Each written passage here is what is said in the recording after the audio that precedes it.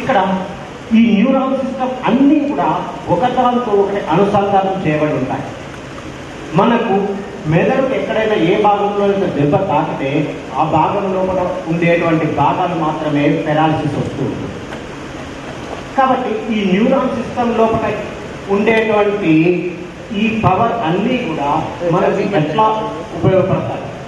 మనకు మెమొరీ అనేది మన మెదడు లోపల ఉండేటువంటి డోపమైన్ కెమికల్ వలన మన మెమొరీ డెవలప్మెంట్ అనేది జరుగుతుంది.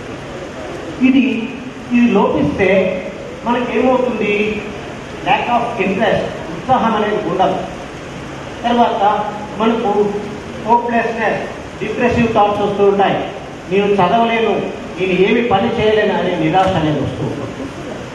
అది ఆ సబ్స్టెన్స్ అనేది మనకు డోపమైన్ అనేటువంటి కెమికల్ సబ్స్టెన్స్ లోపించడం వల్లే అది మన న్యూరాన్ సిస్టమ్ లోపల అది జరుగుతూ ఉంటుంది. ఇక్కడ మెంటల్ హెల్త్ మనకు 1987లో మన ఇండియా లోపల మెంటల్ హెల్త్ యాక్ట్ని ప్రవేశపెట్టడం జరిగింది. సౌండ్ మెంటల్ హెల్త్ అనేది అందరికీ అవసరము. అది మిగతా కంట్రీస్ లోపల చాలా సంవత్సరాల నుంచి ఉంది, కానీ మెంటల్ హెల్త్ యాక్ట్ ఇక్కడ చాలా స్ట్రిక్ట్గా ఇంప్లిమెంటేషన్ చేయడం జరుగుతుంది. ఈ మెంటల్ హెల్త్ యాక్ట్ ప్రకారము పిల్లల లోపల కానీ పెద్దల లోపల కానీ వాళ్ళ యొక్క మానసిక వైకల్యాలను గుర్తించి వాటికి వెంటనే ట్రీట్మెంట్ ఇప్పించేటువంటి బాధ్యత అందరి పౌరుల మీద ఉన్నది. ఇక్కడ మీరు ఇదే కాకుండా కొందరు అబ్నార్మాలిటీస్ చిల్డ్రన్ ఉంటారు, వాళ్ళ ఐక్యూ అనేది తక్కువగా ఉంటుంది. ఆ ఐక్యూ తక్కువగా ఉన్న వాళ్ళకు సపరేట్గా వాళ్ళకు ట్రైనింగ్ ప్రోగ్రామ్స్ ఉంటాయి. అటువంటి ట్రైనింగ్ ప్రోగ్రామ్స్ ఇచ్చి నార్మల్ సిటిజన్స్గా వాళ్లకు చేయడం మెంటల్ హెల్త్ యాక్ట్ యొక్క ఉద్దేశం. ఇక్కడ మనకు మన మెదడు లోపల ఉండే న్యూరాన్ సిస్టమ్స్ ఇవి అన్నీ కూడా ఒకదానితో ఒకటి ఇంటరాక్ట్ అవుతూ ఉంటాయి. ఆ ఇంటరాక్ట్ అయిన తర్వాతనే మనము ఆ విధమైన పనులు చేస్తూ ఉంటాం. మీరు ఇక్కడికి వచ్చారు, ఇక్కడికి వచ్చేసి ఇక్కడ వింటున్నారు అంటే మీరు ఎక్కడి నుంచో రావడం, ఇక్కడ కూర్చొని వినడం, ఇవన్నీ కూడా మీ న్యూరాన్ సిస్టమ్ లోపల అవి యాక్టివిటీ అయితేనే మీరు ఒకరికి వింటున్నారు. ఇక్కడ మిగతా వాళ్ళు ఎవరైనా కూర్చోమని ఉంటే వినరు, వాళ్ళకి అవసరం లేదు. అంటే న్యూరాన్ సిస్టమ్ లోపల మనకేంటి ఇవన్నీ కూడా న్యూరాన్స్ ఒకదాంతో యాక్టివేట్ అయ్యి యాక్షన్స్ లాగా మనకు వస్తూ ఉంటాయి. ఇక్కడ ఈ న్యూరాన్ సిస్టమ్ ఎంత కాంప్లికేటెడ్గా మనకు ఉంటే మన యొక్క ఐక్యూ కూడా అంతా డెవలప్మెంట్ అవుతుంది. ఈ ఐక్యూతో పాటు మనకు ఈక్యూ, ఎమోషనల్ పొజిషన్ అనేది కూడా డెవలప్మెంట్ అవుతుంది. కాబట్టి ఇప్పుడు మనకు ఐక్యూ ఉంటేనే సరిపోదు, మనకు సొసైటీలో ఈక్యూ అనేది చాలా ఇంపార్టెంట్ ఆస్పెక్ట్గా ఉంది. ఇవి మనకు ఈ న్యూరో ట్రాన్స్మిటర్స్ అన్నీ కూడా ఏమవుతాయి, ఒక మంచి పనికి ఉపయోగించవచ్చు లేదా డిస్ట్రక్టివ్ పని కూడా ఉపయోగించవచ్చు. మనకు ఈ క్రిమినల్ మెంటాలిటీస్ అవన్నీ కూడా ఈ నెగటివ్ న్యూరో ట్రాన్స్మిటర్స్ వల్లనే వాళ్ళకు నెగటివ్ మెంటాలిటీస్ అనేవి జరుగుతూ ఉంటాయి. ఇక్కడ వైలెంట్ బిహేవియర్, ఇప్పుడు ఈ మధ్యన child rape cases, girls rape cases చాలా వస్తున్నాయి. ఎందుకు జరుగుతున్నాయి ఇవన్నీ? ఇవి ఇప్పుడు నేను ఇక్కడ హైదరాబాద్ సిటీ లోపల చైల్డ్ వెల్ఫేర్ కమిటీ మెంబర్. ఈ కేసెస్ ఇటువంటి మా దగ్గర చాలా వస్తూ ఉంటాయి. ఇక్కడ మేమేం చేస్తాము, వాళ్ళ రిహాబిలిటేషన్ కల్పిస్తూ ఉంటాం. వీళ్ళందరికీ కూడా మీకు కాలేజ్ లెవెల్ లోపల కూడా మీకు సైకలాజికల్ ప్రాబ్లమ్స్ వస్తున్నాయి, సైకలాజికల్ ప్రాబ్లమ్స్ కూడా మీకు డిస్కస్ చేస్తాను. ఇవి వైలెంట్ బిహేవియర్ అనేది ఎందుకు కలుగుతూ ఉంటుంది? ఇక్కడ మనకు ఈ టీవీ సీరియల్స్ కానీ మూవీస్ కానీ దానిలో కూడా క్రిమినల్ మెంటాలిటీస్, క్రిమినల్ సీన్స్ ఉన్నటువంటి సీన్స్ చూసినప్పుడు మన యొక్క ఫ్రంటల్ కార్టెక్స్ అనేది బాగా మోటివేట్ అవుతుంది. అది కొందరిలో కూడా మాత్రమే, మిగతా స్టేబిలిటీ పర్సనాలిటీస్కి ఉండదు. కొందరికి మోటివేట్ అయ్యేసి అక్కడ బ్లడ్ ఫ్లో ఎక్కువ జరిగేసి వెంటనే వాళ్ళు ఏమవుతారంటే ఆ ఇన్సిడెంట్ చేయడానికి కారకులు అవుతుంటారు. చిన్న పసిపిల్లలు 5 సంవత్సరాల అమ్మాయి మీద కూడా మనకు రేప్ చేస్తున్నారు. ఎవరో కాదు, చాలా దగ్గర వాళ్ళు కూడా చేసిన సందర్భాలు చాలా ఉన్నాయి. కాబట్టి ఇటువంటి అన్నీ కూడా క్రిమినల్ మెంటాలిటీస్ అన్నీ కూడా డెవలప్ కావడానికి ఈ ఫ్రంటల్ లోబ్స్ అనేది చాలా ఉపయోగపడతాయి. ఇక్కడ ఇవి అటువంటి ఆలోచనలు ఉన్నవారిని మనం ఏం చేయాలి? వెంటనే మనము అటువంటి ఆలోచనలు ఉన్నవారికి ఫ్యామిలీస్ లోపల కానీ ఫ్రెండ్స్ లోపల కానీ వాళ్ళను ఒక క్లినికల్ సైకాలజిస్ట్ దగ్గరికి కానీ సైకలాజికల్ కౌన్సిలర్ దగ్గర కానీ రిఫర్ చేయాలి. వాళ్ళకు నెగిటివ్ థాట్స్ ఎందుకు వస్తున్నాయి? మనం నెగిటివ్ థాట్స్ వస్తుంటే మనం అలాగే కూర్చోవద్దు. ఆ థాట్స్ నా లోపల ఎందుకు వచ్చాయి? అమెరికా లోపల ఎవరైనా ఏదైనా ప్రాబ్లం వస్తే వెంటనే వాళ్ళు సైకాలజిస్ట్ దగ్గరికి వెళ్తారు తప్ప డాక్టర్ దగ్గరికి వెళ్ళాలి. ఆ థాట్స్ కాకుండా మనం ప్రివెన్షన్ అనేది చేసేయాల్సిన అవసరం అందరూ చేయాలి.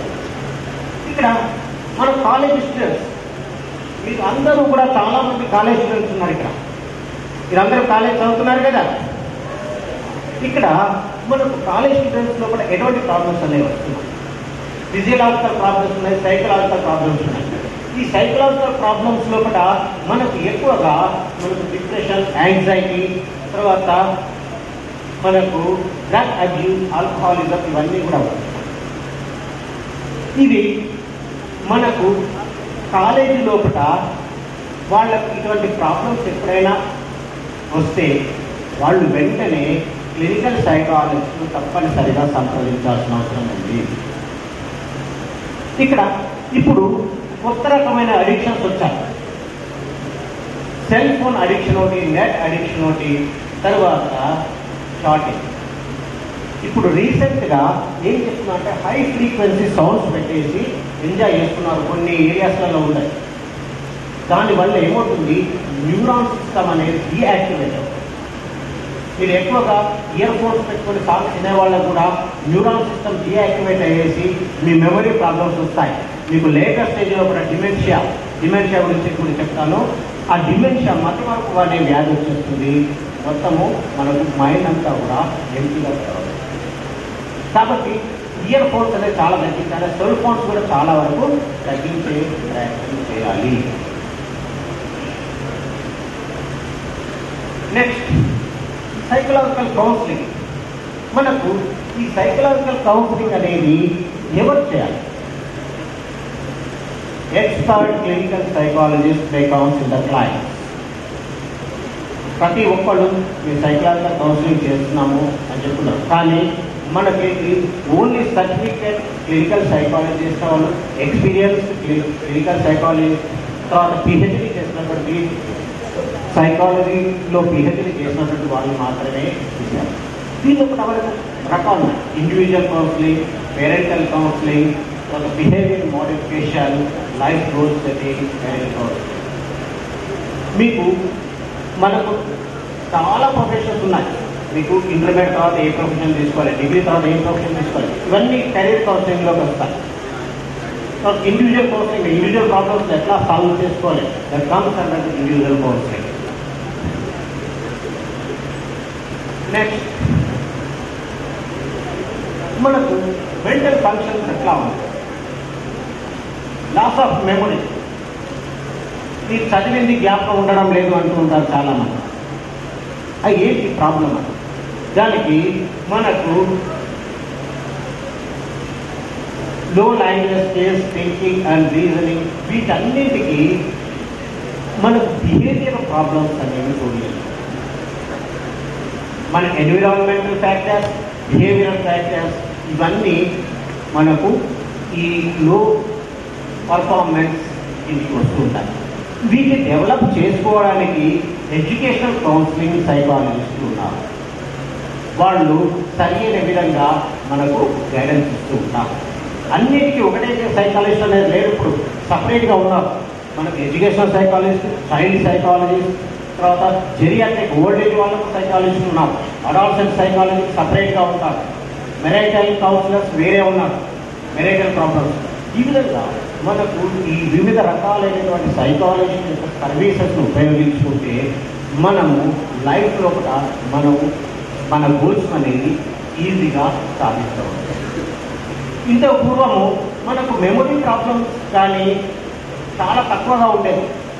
కానీ ప్రజెంట్ సిచ్యువేషన్లో కూడా మనకు మెమొరీ ప్రాబ్లమ్స్ కానీ సైకలాజికల్ ప్రాబ్లమ్స్ కానీ చాలా ఎక్కువ. మన అమెరికా వాళ్ళు 2010 మనకు నెక్స్ట్ ఒక 10 సంవత్సరాల్లో కూడా సైకలాజికల్ ప్రాబ్లమ్స్ బాధపడే వాళ్ళ సంఖ్య అంచనా వేశారు. దానికి తగినటువంటి నైపుణ్యం ఉన్నటువంటి ట్రైనర్స్ అవసరము. క్లినికల్ సైకాలజిస్ట్ కొంతమంది వాళ్ళు ఎస్టిమేట్ చేశారు. కాబట్టి మానసిక సమస్యలు అనేవి రోజు రోజుకు చాలా పెరుగుతూ పోతూ ఉన్నాయి. ఇవన్నిటినీ వీటి వల్ల మనకి ఏమొస్తుంది, ఎటువంటి ప్రాబ్లమ్స్ వస్తాయి?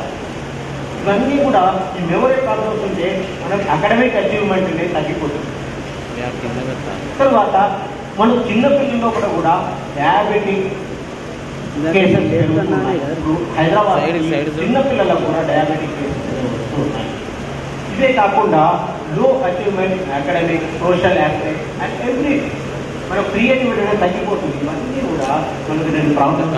వేరే పెట్టిన దీని ఆప్షన్ వేరే పెట్టుకుంటా ఆప్షన్ ఇక్కడ మెమరీ ప్రాబ్లమ్స్ అనేవి ఎట్లా ఉంటాయి? మనకు కొందరికి ప్రతి దానికి కన్ఫ్యూజన్ అవుతూ ఉంటారు. ఏదైనా పని చేయాలన్నా, ఏది చేయాలన్నా కూడా కన్ఫ్యూజన్ అనేది అవుతూ ఉంటారు. ఈ కన్ఫ్యూజన్ కావడం వల్ల వాళ్ళు ఏమి ఆ రోజు చేయాల్సిన పనిని వాయిదా వేస్తూ ఉంటారు. కాబట్టి ఇటువంటి వాళ్లకు మనకు సరి అయిన విధంగా మనము కాగ్నిటివ్ బిహేవియర్ థెరపీ అనేది బ్రెయిన్స్లో ఏం చేస్తారు, పజిల్స్ ఉంటాయి. తర్వాత వాళ్ళు ప్రాబ్లమ్స్ సాల్వ్ చేస్తుంటారు. బుక్స్, స్కిల్స్ డెవలప్మెంట్, తర్వాత యోగా ప్రాక్టీస్, ఇవన్నీ అన్నిటి ద్వారా వాళ్ళకు మెమరీ స్కిల్స్ అనేది డెవలప్ చేస్తూ ఉంటారు. మనకు ఎందుకు ఈ మెమరీ ప్రాబ్లమ్స్ అనేవి వస్తున్నాయి? మనకు ఎక్కువగా మెమరీ ప్రాబ్లమ్స్ రావడానికి విటమిన్ B12 డెఫిషియన్సీ, తర్వాత ఫోలిక్ యాసిడ్ డెఫిషియన్సీ కూడా ఉంటుంది. దీని వలన మనకు థైమిన్ డెఫిషియన్సీతోని మనకు మెమరీ ప్రాబ్లమ్స్ అనేవి వస్తాయి. ఇప్పుడు మనకు కొన్ని ఏరియాలలో ఫిష్ బాగా తింటుంటారు. కేరళ వాళ్ళకు ఐక్యూ అనేది ఎక్కువగా ఉంటుంది. ఎందుకు? వాళ్ళకు ఈ ఫోలిక్ యాసిడ్ని, తర్వాత నియాసిడ్, ఇవన్నీ కూడా సరైన పాలలో కూడా ఆ ప్రోడక్ట్ వాళ్ళకు లభిస్తుంది. కాబట్టి బ్రెయిన్ యాక్టివేట్ అవ్వరు. తర్వాత మనకు ఏదైనా ఒక సమస్య వస్తే దాన్ని సింపుల్గా సాల్వ్ చేసుకోవాలి తప్ప దాన్ని ప్రొలాంగ్ చేయకూడదు. ప్రొలాంగ్ చేస్తే మనకి ఏమవుతుంది? ఒక సమస్యను సాల్వ్ చేయడానికి ఒక కొత్త కోణంలో కూడా ఆలోచన చేయాలి. Creative method. ఆ క్రియేటివ్ మెథడ్తో మనము ప్రాబ్లమ్ సులభంగా సాల్వ్ చేస్తాం. ప్రతి సమస్యకు కూడా మనకు సమాధానం అనేది ఉంటుంది.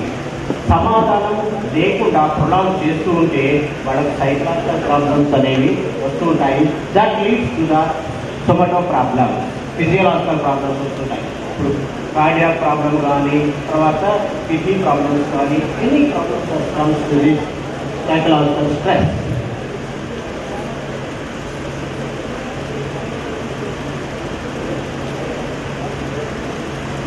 ఇప్పుడు మీ ప్రాబ్లమ్స్ ఎట్లా ఉన్నాయి?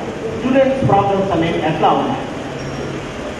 పేరెంట్స్ క్రిటిసైజింగ్, వీళ్ళు చాలా వరకు పిల్లల్ని క్రిటిసైజ్ చేస్తూ ఉంటారు. పక్క వాళ్ళు బాగా చదువుతున్నారు, వీళ్ళు చదవడం లేదు. దానివల్ల వాళ్ళలో ఒక నెగిటివ్ యాటిట్యూడ్ అనేది డెవలప్ అవుతుంది. Real affection of love at home. ఏమనుకుంటారు మీరు? మా తల్లిదండ్రులు మమ్మల్ని ప్రేమించడం లేదు, మాకు సరైనటువంటి విధంగా ప్రయారిటీ ఇవ్వడం లేదు. దానివల్ల వాళ్ళ యొక్క నెగిటివ్ యాటిట్యూడ్ అనేది డెవలప్ అవుతుంది. అడాల్సన్ స్టేజ్లో కూడా ఇది కామన్. ఇటువంటి ప్రాబ్లమ్స్ వచ్చినప్పుడు మనము వెంటనే దాన్ని ఎక్స్పర్ట్స్తోని చర్చించేసి కౌన్సిలింగ్ అనేది తీసుకుంటూ ఉంటాం. ఇంకొకటి, మన ఎడ్యుకేషన్ సిస్టమ్ మీద కానీ, మన డైలీ లైఫ్ సిచ్యువేషన్లో కూడా, ఇంట్లో కూడా సోషల్ ఎన్విరాన్మెంట్ ఫ్యాక్టర్స్ కూడా చాలా పనిచేస్తూ ఉంటాయి. వాటిలో కూడా ఫ్యామిలీ ప్రాబ్లమ్స్ ఉంటాయి. తర్వాత కొందరు పేరెంట్స్ పిల్లలు ఇంకా చిన్నపిల్లల్లాగానే ట్రీట్ చేస్తూ ఉంటారు. వాళ్ళు పెద్ద పెరిగినా కూడా వాళ్ళు చిన్నపిల్లలాగా ట్రీట్ చేస్తూ ఉంటారు. దానివల్ల మనకు ప్రాబ్లమ్స్ అనేవి ఎక్కువగా వస్తుంటాయి.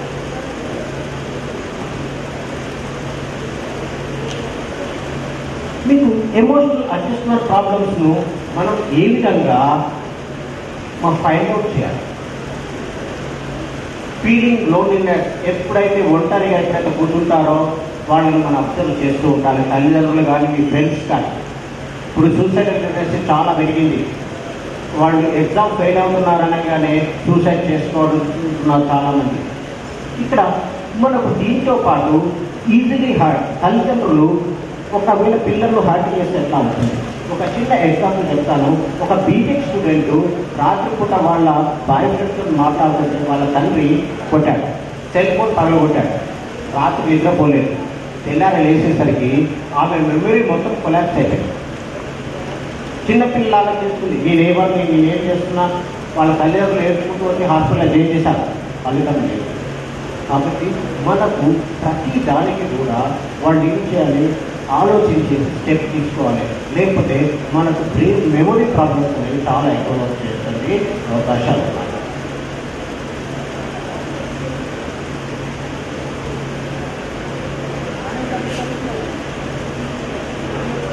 బ్రెయిన్ డెవలప్మెంట్ మనం ఏ విధమైనటువంటి ఫుడ్ తీసుకోవాలి. మనకు ఈ న్యూరో ట్రాన్స్మిటర్స్ ఎక్కువగా యాక్టివేట్ చేయాలంటే మనకు ఎక్కువగా ఫిష్ ఆయిల్ ఇటువంటి తీసుకోవాలి, నట్స్, ఆల్మండ్, క్యాష్యూ ఇటువంటి అన్నీ కూడా తీసుకోవాలి. షుగర్ అనేది చాలా తక్కువ తీసుకోవాలి. దానివల్ల మనకు మెమొరీ లాస్ అయ్యేటువంటి అవకాశాలు ఎక్కువ. రీసెంట్ రిపోర్ట్ ప్రకారము షుగర్ అనే కంటెంట్ చాలా తక్కువ తీసుకుంటే మెమొరీ డెవలప్మెంట్ అవుతుంది. కాబట్టి గ్రీన్ టీ అనేది it is very helpful to develop our memory thought. This is my presentation. If any psychological problems or career problems, you should contact to me. We will conduct the workshops as well as the individual group counseling in colleges and universities also. Thank you.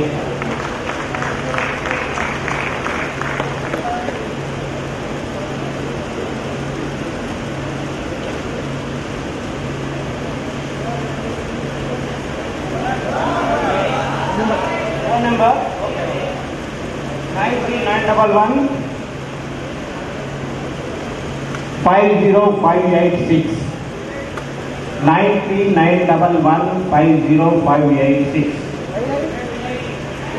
Answer now. Email ID Murthy Anjan. ఒకసారి click చేసావు. Murthy Anjan @yahoo.co.in.